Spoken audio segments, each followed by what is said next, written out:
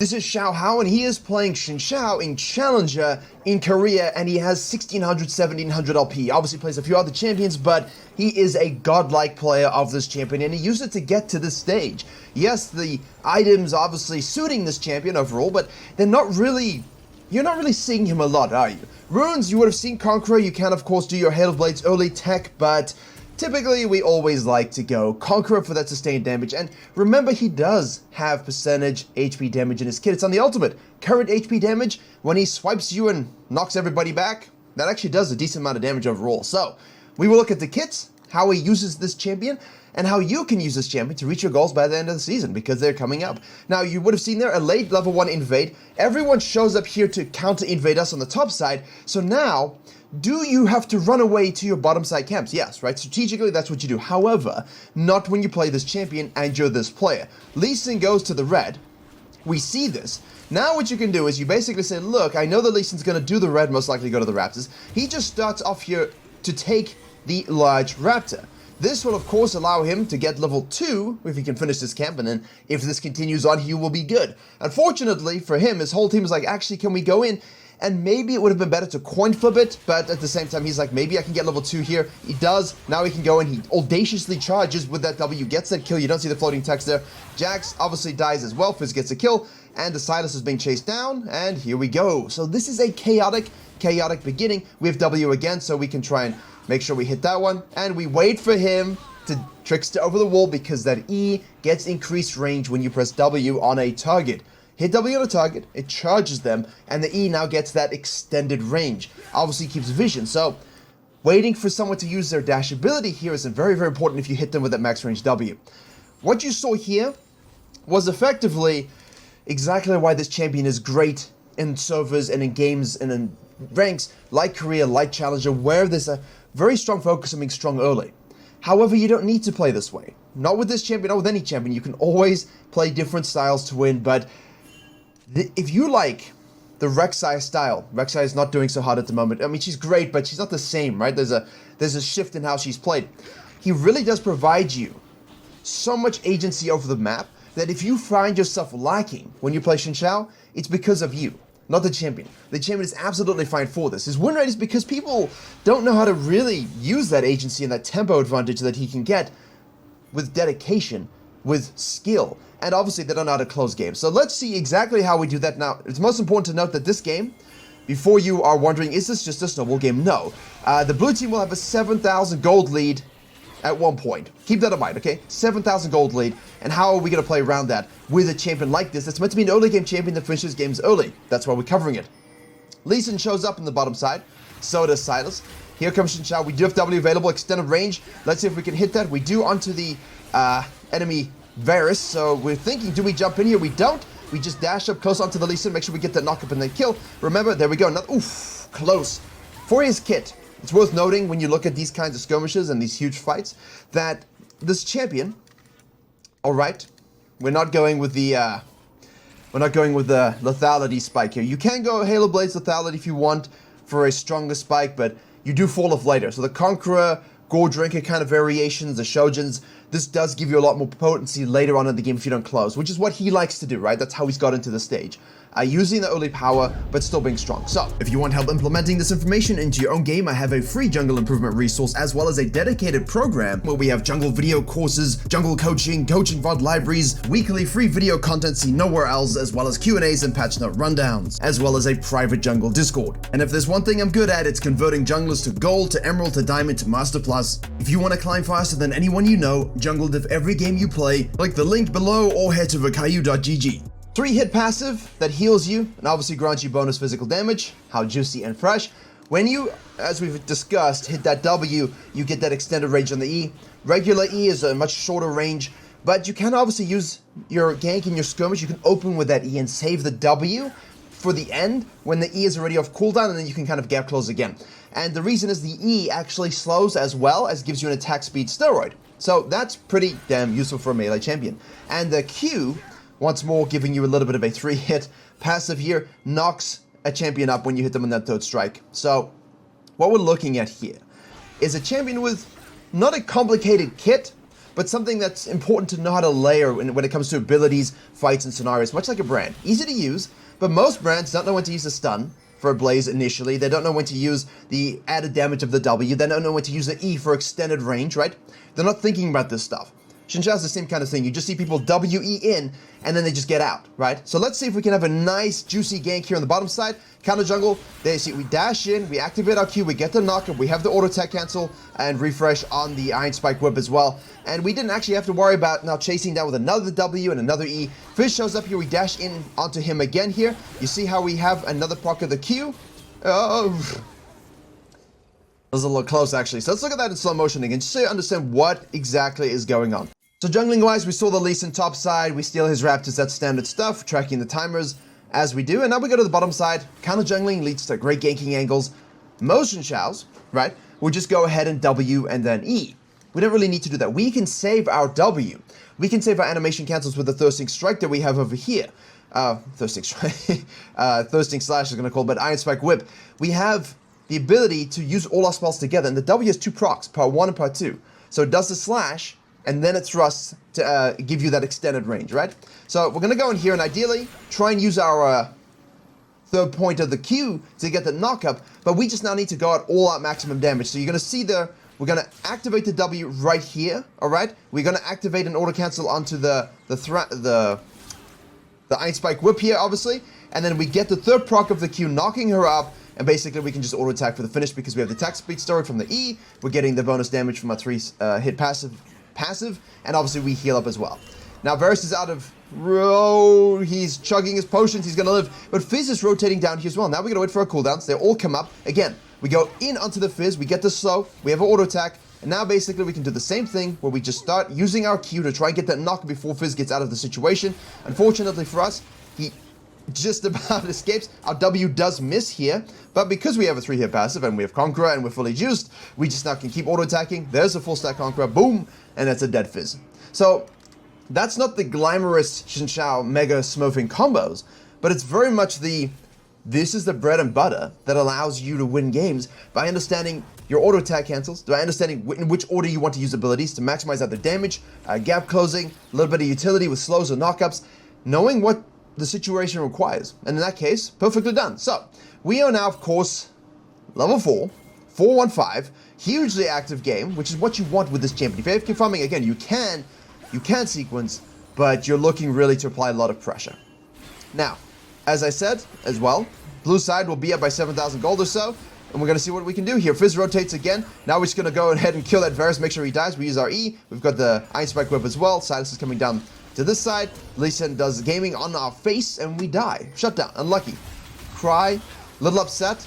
And you know what? I really don't like, people make the jokes. Complaining about Fizz in Season 13. Ha ha ha. Champion's got a good win rate. Champion is good. If you are good with Fizz, woo, unlucky, you will be winning games. And Fizz on EU West, we see a lot of it. It's an annoying, obnoxious champion. It's got nothing to do with power. E is strong anyway, but it's got nothing to do with power, right? It's just to do with frustration points. One of the original trickster kind of champions that we just don't like. It's just with Fizz, it's a legacy hatred. It doesn't matter if he's weak, strong, doesn't matter what his place is in the game. It's a legacy hatred. So, we respawn, we do our topside quadrant now to a reasonable degree, as much as we can at this stage, which is every single camp, obviously. Don't know what I'm talking about. And we now have the Herald. Bear in mind, in Season 14, you will have Grubs. So, do you go for Grubs at this stage, or do you flex down for this one? I like this one a little better, but it's not about that at this stage. It's about getting the laners ahead and tracking the Lee Sin. If Lee Sin's not going to go for this, then I don't need to go for this either, because I can just kill him and then get everything without stress. We'll take this Scuttle Crab. Fizz's Prio again. Gold lead is pretty big, 800 gold for us over the Lee Sin. Okay, so we're trapping in this bush here. We've obviously scanned. Lee Sin just walks over vision. It's like, okay, why are you doing that? And now the thing is Xin Zhao here, so we're going to go all in onto the Fizz there. You see, again, the full combo, using our E, using that Q, using the W, full range. We're not worried about chase down with as much damage as possible. We missed that second proc of the W, obviously, unfortunately, but we do have the Gore Drinker now fully active. So Thirsting Slash is ready to go. Damage, heals, all this juice. Mana, you can see there, it's not an issue, but like you run out when you use your full combos. Dash, Q, waiting for that knockup. Not going to go through out of mana anyway, so can't use the W. But you see how the E into a Q, mixing in that W for burst is great, but again, if you can hold that W for chase downs on highly mobile targets like we saw earlier, we used it up front, obviously the fight wasn't long enough, but it's huge for chase downs after the fight as well. And you'll be able to open with this, you know, it'll be 6.67 seconds at max rank, and once you get a little bit of haste in there, and you've obviously got the Shojin, this is something you can open with. It's an opening salvo, it's a closing salvo, you can stick to people really easily, which is why this player likes this build. But he loves the high pressure, right? Take the Herald, obviously, which we love. Now, can we counter jungle? Do we think that's a good idea? Or do we have enough to go back to base? 1270, so we said, let's go back to base, because I want to go to the bottom side now, try and help that lane again, and obviously I want to get that Hextech Dragon. Huge, massive dragon that we want to secure. Use your WE over walls for high mobility. Always, always, always look to be mobile around the map, no matter what champion you play. Now, Fizz is still here. Pyke is being annoying. He's level 5 at 10 minutes. Now, of course, we see a fight down on the bottom side here, and we're like, okay, well, I can show up here. We get that dash. W is now, of course, on cooldown, but we can obviously use our flash, get that knock up. She's chugging potions, but she's dead. W finish. Don't need to use our ultimate. Already used it earlier. Cool, free dragon, right? Don't need to drop the Herald just yet either. Right.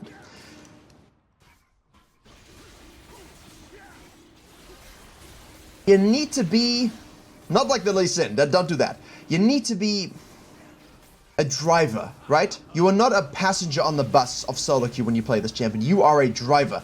You are someone that's looking to control the game here.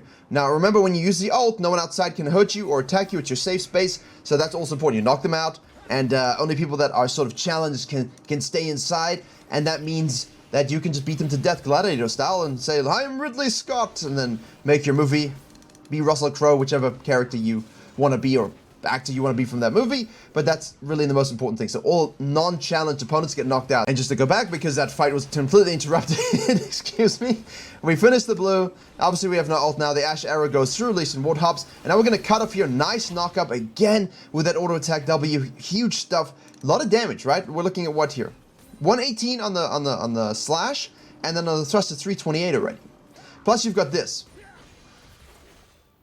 It's a lot.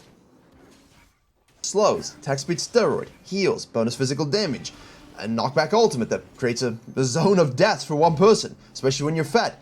It's really a dynamic kit that just isn't used properly. Let's say it's a simple champion that isn't used properly, and I'm surprised his win rate isn't better than it is in the current meta. But I'm also not, because he can be countered by different sorts of jungling and by XIN ZHAO players themselves. So Virkayu is astro farming, sequencing, counter jungling, and avoiding, I was hoping you'd hit that, and avoiding the XIN ZHAO as much as possible, then you're not going to be able to really get in his face as much. So we're going to dash in here. Obviously, you saw the swoop-de-doop on the Thirsting Strike. There's a knock up on the Q. We're going to dash again, use our R, and let's see the W across. That's a good one to look at slow motion again. So, as I was saying, if Virkayu is sequencing and avoiding you, getting things in lanes, and you're not really applying that right amount of pressure, you know, you're going to struggle to have the impact that this guy does. Now, if you play like this, though, you're good. So, all our cooldowns are about to come off.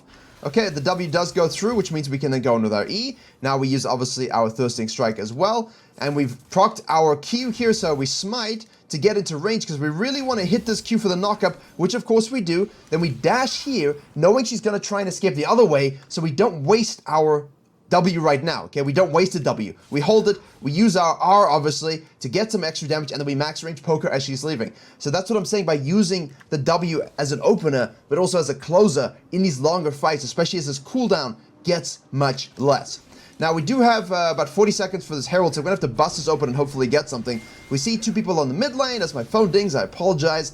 And we have Fizz on the bottom lane, so we should be able to snack this baby right up. Looking at the gold lead, 2k up for us. I mean, I think bad things might happen if we're a little greedy for it. As I said, we saw them on the mid lane. Thirsting Slash gives a lot of healing. We're going to dash back in here. We're now deciding, do we go on the Lee Sin, do we go on the Varus here, obviously. Look at the sustain and how long he stays in a fight with Conqueror, with Gore Drinker, with the knockups, with his own passive. A lot of healing. Not copious amounts that you're thinking, I need Grievous Wounds, but something that really allows you, the XIN ZHAO player, to disrupt, swap targets, hit your spells on the right chosen targets, and I don't know. I don't know what word to use other than thrive. Thrive in bad situations. So, Now we have Shojin completed, which is what he likes to do here. I do like this build as well. Anything like this where, you know, we can dash in here. We've got our auto attack cancels. We got the knock up there. We got the thirsting slash. Obviously the flash of the wall. So she lives. Now we swap into the next target. You can really keep going, but obviously this is too much of a commitment. This shows you that you probably shouldn't go too deep. I like the attempt on the Ashe though, right? I like the attempt on the Ashe. That's always good, but maybe pushing it a little bit too far. That's why I thought if blue team's going to get a 6,000 to 7,000 gold lead at one point, we have to have something to do with it because the game looks pretty stable and equal, but we have the shutdown. And as you saw there, that's 2 deaths. Varus is pushing the mid lane, so we're going to go and try and kill this Fizz. We are level 10, halfway to 11. Nowhere of rush on anything else. We do have everything available. So we are going to use our E. We're going to get that slow a little bit. We're going to smite for extra slow. We're going to try and proc our Q. Obviously, we've just used our W, low cooldown at this particular point with Shojin, and we're going to E back in there, and we're going to get a full proc of the W again. So W twice used in that fight. We're able to hold off that fight proc of the Q into the Q, auto attack W, and you're getting a huge amount of burst damage, as well as just chase down, right? Because again, people don't really pay attention to the fact that, yes, this dashes you, but it slows them for half a second, which isn't, you know, it's half a second, but it's still meaningful in League of Legends. So here we go again, we dash, we get the slow. We're going to see if we can stick this fight, and now we need to be cautious. Varus, a lot of ranged opponents. We're going to knock back everybody but the Varus, try and stick within. Obviously, the Lee Sin closer, we're going to flash and get that kill. Now we dash back onto the Ashe. Don't even need our W, which of course is a skill shot. Lee Sin flashes and gets his kill. Go, drink a fight. Go, drink a fight. Oh, not really. Knock up. Pyke steals the kill. We knew it. We knew it was coming. Potency of this champion at this level from 1 minute to 17 minutes is crazy. I love it, and I love the way this guy plays it. Strong, aggressive, assertive, 11-4-8, good build. Shojin is absolutely broken in most cases on the champions. That there's a reason they deleted it. There's a reason they shouldn't have buffed it. There's a reason we've had Jarvan and Hecarim and all these champions running around for months and months and months. Gordrink is also a problem, so good thing is that will be nerfed. Gordrink is being removed, Divine Thunder is being removed, and we can all be happy again. If you play these champions, obviously I'm sure you'll find a replacement item, but in this case, it does the work. Let's see. Thirsting damage so far, 837. Healing is 1200. Free Dragon for us. We're thinking, okay, let's pull it up. But Silas is top lane, he has TP. Kali's bottom lane, she's level 13. We're watching the mid laners rotate down here. Lee Sin's showing up. We have to decide, do we leave or do we stay to finish this?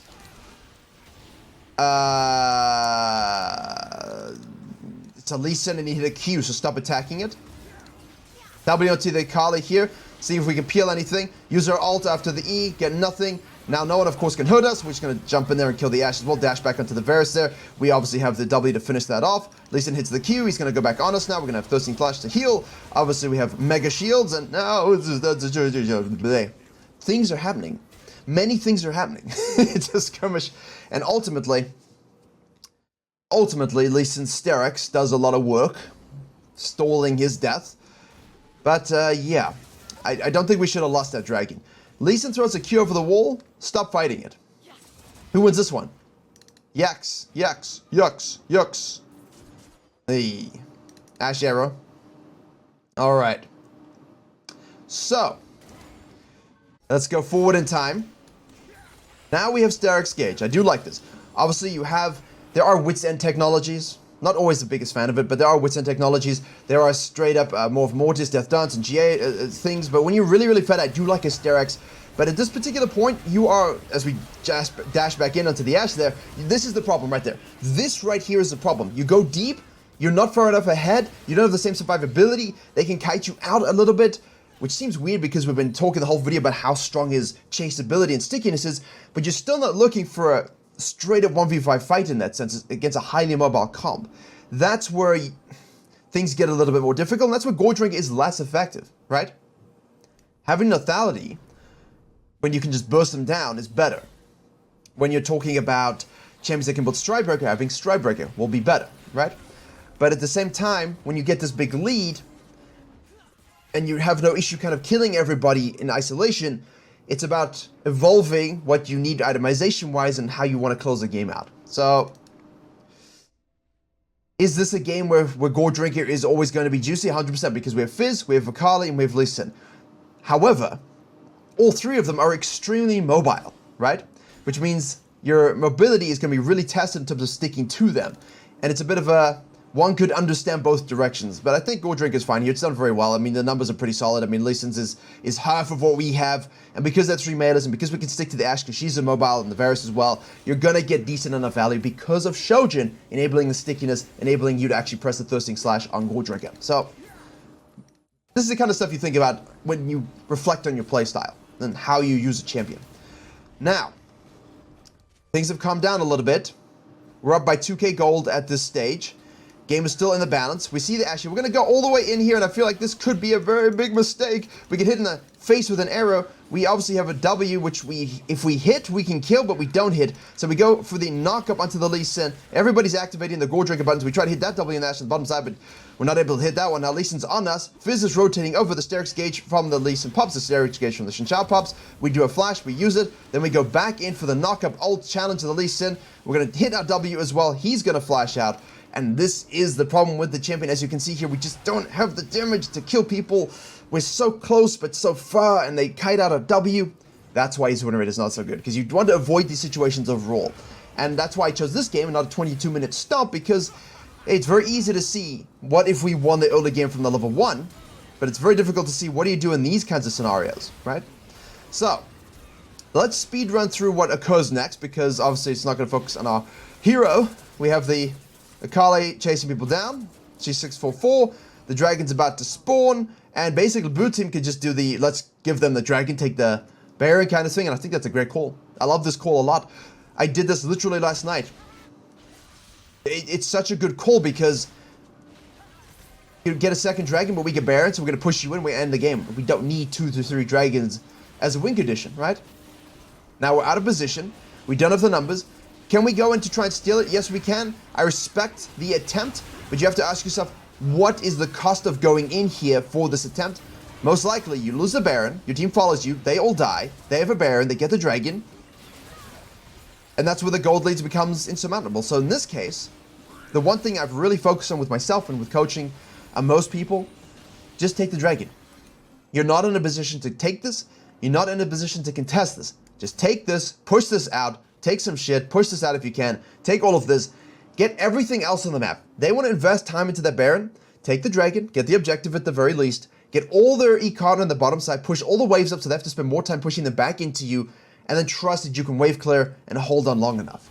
It's the best way to play in those situations versus just randomly going for a Baron coin flip steal, because now you're going to lose everything. But can XIN ZHAO, in these particular cases, still win the game? Tough. I do like a GA, I do like a Death Stance, and I do like a Morphomortius, along with all of these regular items. You know, Black Cleaver is also something you can truly go for. We're dead again. And now they're going to take an inhib. Now we respawn again. Level 915, the good lead is now not so good. And that's why I'm showing this to you. This guy is a godlike player of this champion, 70% win rate, 1600 OP career. He knows what he's doing. But it's also a case of look how aggressive he is. And sometimes you need to dial it back just a little bit, but you don't want to do it too much on this champion. I would be too safe. I used to play back in, God almighty, 10 years ago. 10 years ago. But now my playstyle is a lot different. I would not mentally be able to execute this to the level required to climb, right? Consistently. It's just not... I'm a very jungle denial focused person, but less from like running in their faces and out stat checking people or doing this kind of stuff. I much prefer to accumulate a Flame Horizon lead while having 60% KP and 3 dragons and no one knows how it happened. I was like, power thing, baby. And I have the good ganks and I get level 7 and then invade the enemy jungle at level 5. Like I look for those kinds of things. More like your Karthus style, right? Obviously I use Zyra, but your Karthus brand style. So Lee Sin now goes in for the Omega Flash Warthog kick. We are able to survive that, but Jax dies. Let's see. This is probably another inhib. We just need to not die in these cases. You can always win these games as long as you don't die. Go back, heal up, bye. We do hit that challenge onto the Akali. We're gonna, onto the Varus. We're gonna dash in, both of them. We're gonna dash in, make sure we kill that Varus. Then we're gonna proc our Sterix gauge on the Fizz going on us. We're gonna tick, tick, tick, boom. It's auto-attacking, keep auto-attacking, Thirsting Slashing, heal up as much as you can. You see how he's doing that? Chase him out, we hold. And we hold. And we hold. And now they hold for a little bit longer. They keep holding. Looking at the timeline. Woof, is this really this close? W onto the Fizz. He's challenged. Go for the second Nexus turret. Xin Zhao hits that W, goes onto the Lee Sin. He's forced to ward hop out. Wave clearing here, sitting in the front line a little bit, like you're not a backline assassin. W into the Akali, we go all the way in there. She gets bursted by everybody else. Hit that W, forcing a flash out. Jax, we're following the Jax here. We dash to a minion to hit a W. They'll be challenged long enough that we can eat to them if necessary as well once it's up again. There we go with the knock-up on the Q into the W. Huge. Chase down, one at a time, chase down. See that patience. That's where this fails for most Xin Zhaos. They just kind of run in and die. To be fair, he did that most of the game in the second half, but once you regain your fortitude and you do that, huge. Now, we take the Baron, we buy.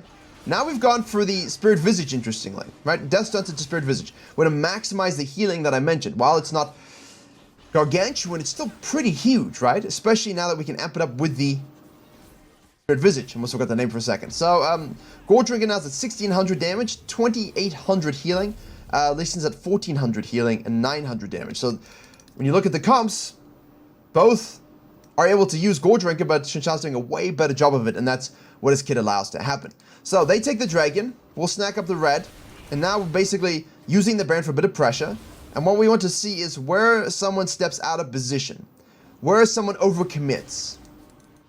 Fizz goes in, Akali TPs. Now everyone's rotating over, late game. Here we go, Jax uses a stopwatch. Now everyone on the left side is cutting them off. This is good, no Fizz, no Akali. We hit the W onto the Ashe, basically that's just a dead Ashe, 100% that's dead. We're gonna smite the Lee Sin here, we've got our Q active. We hit a W onto both of them, which means we will be able to flash E if we want to, which we do obviously. Then of course we use a W again for that extra slash to finish off. There we are. And now we have another Q active for the knockup. There's a third proc hit. Getting that over the wall, we have another W, and no E at this particular stage, so we won't be able to follow him, but that was perfect. That's exactly how you use those late game situations. Cause a divide, cause a slice with your W, make the burst kill onto the back line, even with this build you can do, and the bonus healing 69 on the Spirit Visage, nice. So, a good example of an aggressive, fisty, strong early game, a mediocre mid game with positioning and why this champion can fall off, but also how to make it work when you do get to mid and late game, and how this guy at 1600 LP does. Thank you very much for watching. Virkayu GG for all the good shit. And as always, I will see you all in the next one.